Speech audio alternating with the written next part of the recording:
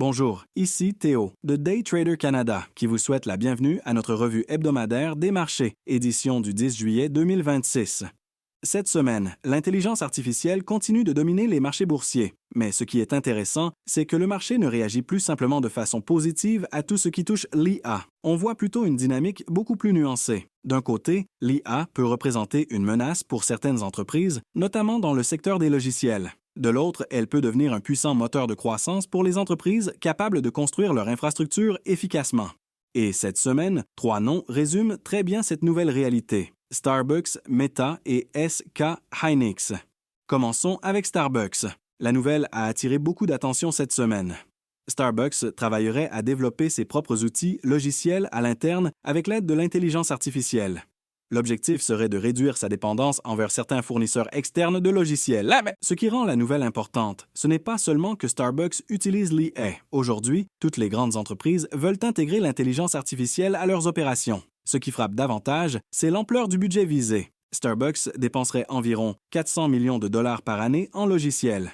Donc, si l'entreprise réussit à développer certaines solutions à l'interne, même partiellement, les économies potentielles pourraient être importantes. Et le marché a rapidement compris le message. Jeudi matin, plusieurs titres logiciels ont été sous pression à l'ouverture, notamment IBM, ServiceNow et Salesforce. Ce n'est pas nécessairement parce que Starbucks va remplacer tous ses fournisseurs demain matin. Développer un logiciel interne, le tester, le sécuriser, l'intégrer aux opérations et le maintenir à grande échelle demeure complexe.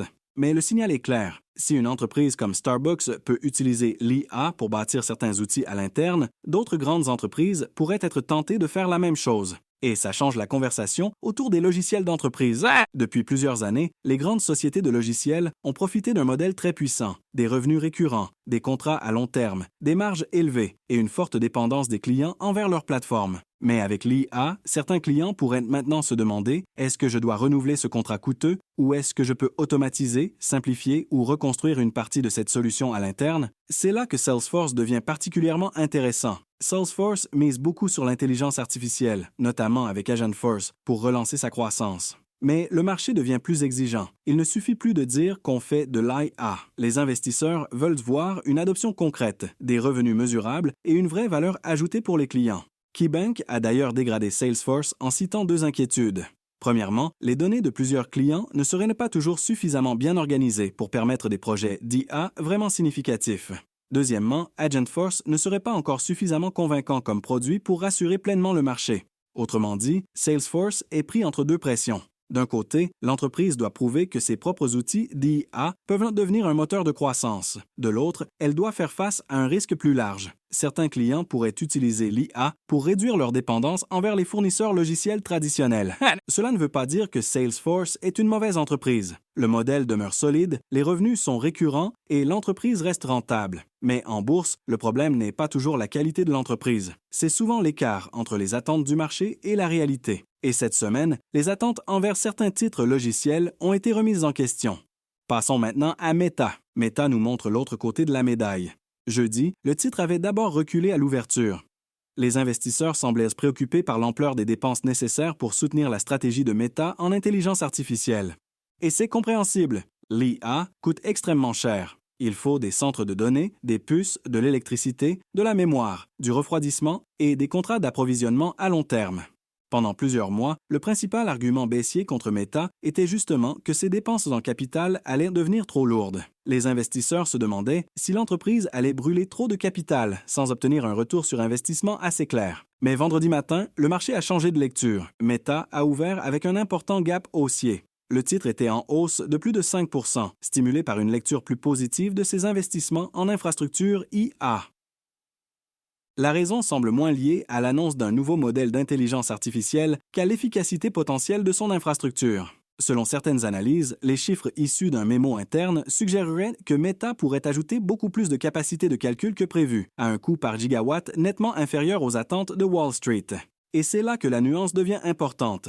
Le marché ne regarde plus seulement combien Meta dépense, il regarde ce que Meta peut construire pour chaque dollar investi. Si l'entreprise réussit à bâtir son infrastructure IA à un coût inférieur aux attentes, ses dépenses massives peuvent devenir un avantage concurrentiel plutôt qu'un simple poids financier.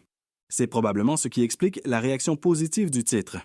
Meta prévoit également démarrer la production de sa puce IA interne nommée Iris avec l'aide de partenaires comme Broadcom et TSMC. L'objectif est de réduire graduellement sa dépendance envers certains fournisseurs externes de puces. Ce n'est pas une transition instantanée, mais le marché aime voir une grande entreprise reprendre davantage de contrôle sur sa chaîne d'approvisionnement. Et à cette nouvelle s'ajoute une annonce importante pour le Canada. Meta va construire son premier centre de données canadien en Alberta, dans le comté de Sturgeon. Le projet représente un investissement d'environ 13 milliards de poids de dollars canadiens. Ce centre de données aura une capacité initiale de 1 gigawatt, avec une possibilité d'expansion jusqu'à 1,8 gigawatt. Il deviendra le 33e centre de données de Meta à l'échelle mondiale. Pour le Canada, c'est une annonce économique très importante. L'Alberta met de l'avant son gaz naturel abondant, ses coûts énergétiques plus compétitifs et son climat plus froid, qui peut aider au refroidissement des installations. Mais il y a aussi un débat à surveiller. Les centres de données consomment énormément d'énergie. Dans le cas du projet de Meta, la consommation pourrait être comparable à celle de centaines de milliers de foyers. Donc, cette annonce est positive pour l'investissement et le développement technologique au Canada, mais elle soulève aussi des questions sur l'énergie, les émissions et l'utilisation des ressources naturelles. Et c'est une excellente illustration de ce qui est devenu l'intelligence artificielle en bourse. Ce n'est plus seulement une histoire de logiciels. Ce n'est plus seulement une histoire de modèles d'IA, c'est aussi une histoire de centres de données, d'électricité, de puces, de refroidissement et d'infrastructures physiques. Les centres de données deviennent en quelque sorte les nouvelles usines de l'économie numérique. Le troisième dossier à surveiller cette semaine est SK Hynix.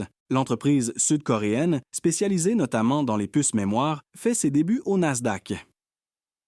Et cette introduction devient un test important pour l'appétit des investisseurs envers les semi-conducteurs liés à l'intelligence artificielle. SK Hynix est un acteur clé dans la mémoire à haute bande passante, une composante essentielle pour les puces utilisées dans l'AA. Son entrée en bourse américaine arrive donc à un moment très intéressant. Les semi-conducteurs ont été parmi les grands gagnants du rallye alimenté par l'intelligence artificielle cette année. Mais récemment, les valorisations élevées, les prises de profit et les inquiétudes sur la durabilité de la croissance ont créé plus de volatilité dans le secteur. Si SK Hynix connaît un bon départ, cela pourrait soutenir l'ensemble du secteur des puces. À l'inverse, si la réaction est plus prudente, cela pourrait indiquer que les investisseurs commencent à devenir plus sélectifs, même dans les segments les plus populaires du thème IA. Et c'est exactement le message général de la semaine. Le marché reste intéressé par l'intelligence artificielle, mais il ne donne plus automatiquement un chèque en blanc à toutes les entreprises qui utilisent ce thème. Les investisseurs veulent maintenant faire la différence entre trois catégories. Premièrement, les entreprises qui peuvent réellement profiter de l'IA pour générer de nouveaux revenus ou améliorer leurs marges. Deuxièmement, les entreprises qui risquent d'être perturbées par l'IA parce que leurs clients pourraient réduire leur dépendance à certains produits ou services. Troisièmement, les entreprises qui devront dépenser massivement pour rester dans la course, mais qui devront prouver que ces investissements peuvent nous produire un retour concret. Starbucks, Meta et SK Hynix illustrent très bien ces trois dynamiques. Starbucks montre que l'IA peut devenir un outil de réduction des coûts pour les grandes entreprises, ce qui met de la pression sur certains fournisseurs logiciels. Meta montre qu'une entreprise peut être récompensée si le marché croit que ses dépenses en IA sont efficaces et stratégiques. Et SK Hynix vient tester l'appétit des investisseurs pour toute la chaîne d'approvisionnement de l'intelligence artificielle, en particulier les semi-conducteurs. À côté de cela, il ne faut pas oublier le contexte macroéconomique. Les tensions entre les États-Unis et l'Iran continuent d'alimenter des inquiétudes sur l'énergie et l'inflation. Toute pression durable sur le prix du pétrole pourrait compliquer le travail de la Réserve fédérale. La semaine prochaine, les données d'inflation de juin seront donc importantes. Les investisseurs voudront savoir si la Fed peut rester patiente ou si elle devra adopter un ton plus ferme.